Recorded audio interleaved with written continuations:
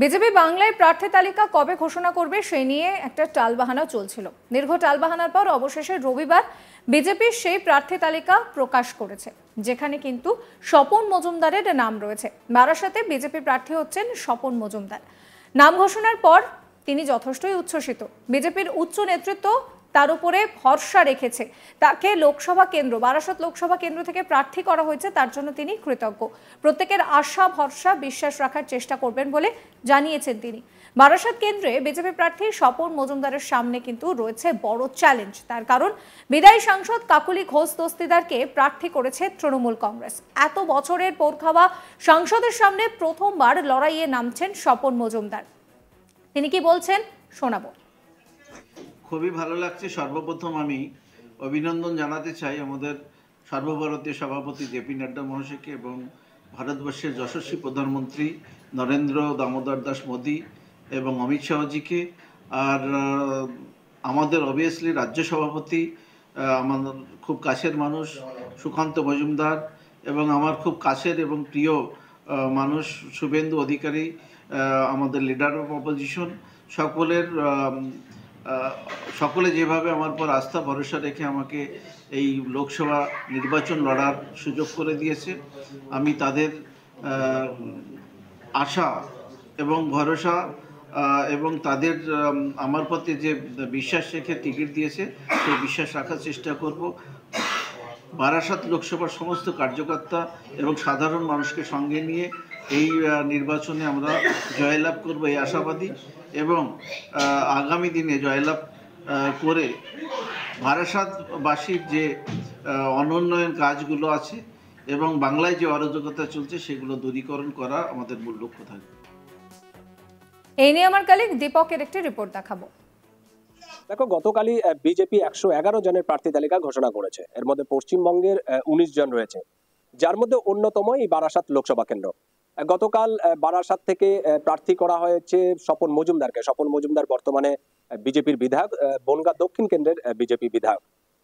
তুমি জানো যে ইতিমধ্যেই তৃণমূল প্রার্থী ঘোষণা করে দিয়েছে, প্রায় 15 দিনের বেশি হয়ে গেছে, এবং প্রার্থী করা হয়েছে 3 বারের সাংসদ কাকলি ঘোষ দস্তিদারকে। তিনি পেশায় একজন চিকিৎসক এবং ইতিমধ্যে তিনি প্রচারও শুরু করে দিয়েছেন।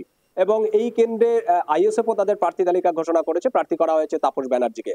কিন্তু প্রচারণার দিক থেকে যদি আমরা ধরি, তবে কিন্তু তৃণমূল অনেকটাই অ্যাডভান্টেজ, তৃণমূল অনেকটা এগিয়ে। কারণ ইতিমধ্যে 15 দিন হয়ে গেছে তারা প্রচারণায় বেরিয়ে পড়েছে, দেওয়াল লিখন শুরু হয়ে গেছে, জনসংযোগ শুরু হয়ে গেছে, ভোটারদের বাড়িতে বাড়িতে গিয়ে ঘুরছেন প্রার্থী কাকলি ঘোষ দস্তিদার। সেক্ষেত্রে সেই তুলনায় বিজেপি কিন্তু প্রথম দিকে বেশ কিছুটা ব্যাকফুটে, কারণ গতকালই তাদের প্রার্থী তালিকা ঘোষণা করেছে, সেভাবে এখনো তারা নির্বাচনী প্রচারণে বেরোয়নি। তুমি জানো যে বারাসাত লোকসভা কেন্দ্র অত্যন্ত একটি গুরুত্বপূর্ণ একটি কেন্দ্র, এবং এই লোকসভায় প্রায় ভোটারের সংখ্যা প্রায় 17 লক্ষের কিছু বেশি, এবং এর মধ্যে 72% রয়েছে হিন্দু ভোট এবং প্রায় 25% বেশি হচ্ছে মুসলিম ভোট। এছাড়া বেশ কিছু মতুয়া ভোট আছে এবং আদিবাসী ভোটও কিছু আছে এই বারাসাত লোকসভা কেন্দ্রে। এবং এই বারাসাত লোকসভা কেন্দ্র বর্তমানে যে রাজ্য রাজনীতি, সেই রাজনীতির নিরিখে কিন্তু অত্যন্ত তাৎপর্যপূর্ণ। যদিও এটা কয়েক বছর আগেও সেরকম ছিল না।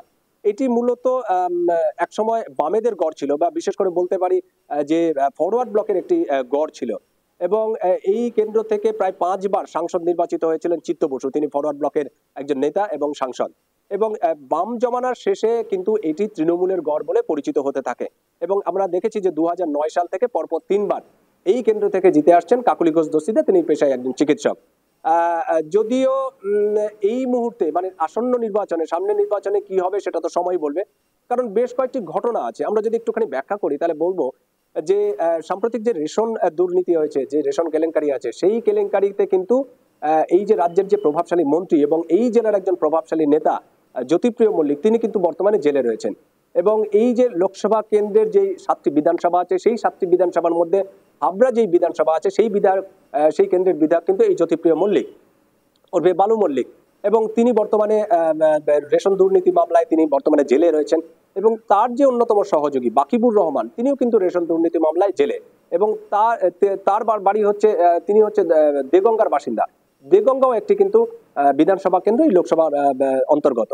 এবং আরেকজন তুমি জানো যে বর্তমান যে খাদ্যমন্ত্রী রতিন ঘোষ, তিনি মধ্যমগ্রামের বিধায়ক এবং মধ্যমগ্রামের বাসিন্দা। তাকেও কিন্তু এই বিভিন্ন কেলেঙ্কারির অভিযোগ ওঠায়, তাকেও কিন্তু এই কেন্দ্রীয় তদন্তকারী সংস্থা তাকেও কিন্তু জেরা করেছে। তো স্বাভাবিকভাবে রেশন দুর্নীতি বা অন্য দুর্নীতি নিয়ে কিন্তু যথেষ্ট চাপে আছে এই তৃণমূল কংগ্রেস। এবং গতকাল যখন আমরা দেখেছি যে প্রার্থী তালিকা ঘোষণা হলো, সেখানে কিন্তু স্বপন মজুমদার একদম নিশানা করে কাকলি ঘোষ দস্তিদার, তার যে প্রধান প্রতিপক্ষ কাকলি ঘোষ দস্তিদারকে নিশানা করে কিন্তু এই দুর্নীতির অভিযোগ তুলেছেন। তিনি বলেছেন যে তৃণমূলের যত বড় মাপের নেতা তত বড় মাপের চোর, এটি হচ্ছে তার অভিযোগ। তিনি বলেছেন যে এই 15 বছরের বা 3টে বছরের যে টার্ম, 15 বছরের যে মেয়াদ এই কাকলি ঘোষ দস্তিদারের, তিনি কিন্তু আদেও এই এলাকার কোনো উন্নয়ন করেনি, বরং তার নিজেরটা গুছিয়েছেন। তিনি অভিযোগ করেছেন যে রাজারহাটে তার নামে বেশ কিছু সম্পত্তি করে রেখেছেন এই কাকলি ঘোষ দস্তিদার। এবং এটা এলাকার মানুষ শুধু নয়, রাজ্যের মানুষও জানেন যে তৃণমূল কিভাবে দুর্নীতির অন্ধ্রে অন্ধ্রে তৃণমূল কিভাবে ঢুকে গেছে, এটি হচ্ছে তার অভিযোগ। এবং আমরা দেখেছি যে সাম্প্রতিককালে রেশন দুর্নীতি মামলা থেকে শুরু করে বিভিন্ন করে তৃণমূলের নেতারা একের পর এক জেলে গেছেন, একের পর এক নেতাকে জিজ্ঞাসাবাদ চলা হয়েছে। এটি তো হলো একটি ইস্যু। আরেকটি হচ্ছে যে সাম্প্রতিককালে তুমি দেখেছো যে সিএএ চালু হওয়ার পর থেকে কিন্তু মতুয়াদের একটা সংখ্যা, কারণ তুমি জানো যে এই যে বারাসাত লোকসভা কেন্দ্র আছে, এর মধ্যে অন্তত 2টি বিধানসভা কেন্দ্র, একটি হচ্ছে ভাবড়া এবং একটি হচ্ছে অশোকনগর। এটি কিন্তু মতুয়া অধ্যুষিত, অনেক মতুয়া ভোটার আছে। সুতরাং মতুয়ারা কিন্তু এখানে একটি ফ্যাক্টর, এখানকার যে প্রার্থী জয়ী হবে তার সেখানে কিন্তু মতুয়া ভোটার একটা ফ্যাক্টর। তো সেক্ষেত্রে সিএএ লাগু হওয়ার পর মতুয়াদের একটা সম্প্রদায় বা মতুয়াদের বলা যেতে পারে বেশিরভাগই কিন্তু এখন বিজেপির পক্ষে, কারণ তারা মনে করে যে মোদী সরকার যদি ক্ষমতায় থাকে বা মোদী যদি প্রধানমন্ত্রী থাকেন বা বিজেপি যদি ক্ষমতায় থাকে, তাহলে কিন্তু তাদের এই যে সমস্যা, বিশেষ করে নাগরিকত্ব, তারা কিন্তু তা পাবেন। এরকম একটি ভরসা বা এরকম একটি আস্থা কিন্তু তাদের বিজেপির উপরে আছে। এটি একটি গেছে। এবং সাম্প্রতিককালে তুমি দেখো যে সন্দেশখালী ইস্যু, কারণ বারাসাত যেই বিধানসভা এই লোকসভা কেন্দ্র আছে, সেই লোকসভার গায়েই রয়েছে কিন্তু বসিরহাট লোকসভা কেন্দ্র। এবং বসিরহাটের যে সন্দেশখালী জায়গা আছে, সেই জায়গায় কয়েকদিন আগে আমরা দেখেছিলাম যে তার সেখানকার নারীদের উপর অত্যাচার, যৌন নির্যাতন, বিভিন্ন ধরনের ঘটনা সামনে এসছে। এই ঘটনায় কিন্তু স্থানীয় যে বাসিন্দারা আছে, বিশেষ করে মহিলারা, তারা কিন্তু শাসক দলের উপর যথেষ্ট ক্ষুব্ধ এবং তাদের যে ক্ষোভ, সেই ক্ষোভের বহিঃপ্রকাশ সেটাও আমরা দেখেছি। তো স্বাভাবিকভাবে এইসব ফ্যাক্টরগুলো এই ভোটে পড়ে কিনা সেটা এখন সময় বলবে। আমি এটিও একটি তথ্য দিয়ে রাখি যে এই যে বারাসাত লোকসভা কেন্দ্র গত বছর বা গত যেই 2019 সালে লোকসভা নির্বাচন, সেখানে কিন্তু প্রায় 46% বেশি ভোট পেয়ে কিন্তু তৃণমূল জিতেছিল এবং বিজেপিরও ভোট বেশ ভালোই ছিল, প্রায় 39%, 38.57% মতন ভোট পেয়েছিল। তো সেখান থেকে এই যে মোদি ঝড় বা সিএএ বা এই যে রেশন দুর্নীতি কিংবা সাম্প্রতিককালে যে সন্দেশখালী ইস্যু, এই ইস্যুগুলো যদি একত্রে জড়ো হয়, সেখানে কিন্তু যদি মানুষের যদি একটা ভোট বাক্সে তার প্রতিফলন ঘটে। সাবস্ক্রাইব করবেন আজ তাক বাংলার ইউটিউব চ্যানেলকে, ফলো করবেন হোয়াটসঅ্যাপ চ্যানেলও।